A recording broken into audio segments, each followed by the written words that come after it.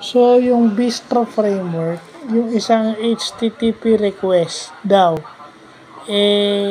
binibreakdown into single aspects, no, na pinaprocess ng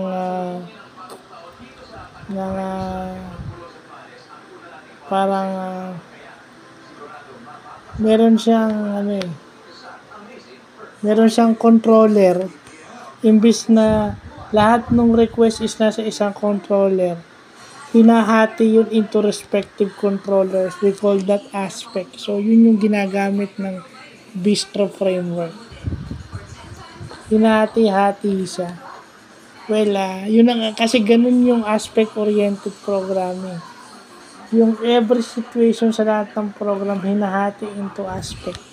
At yun yung usually ginagamit sa F-sharp programming language.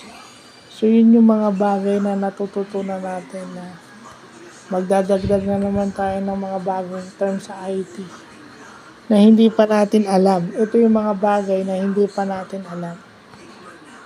Idadagdag na lang natin. So, yun lang po.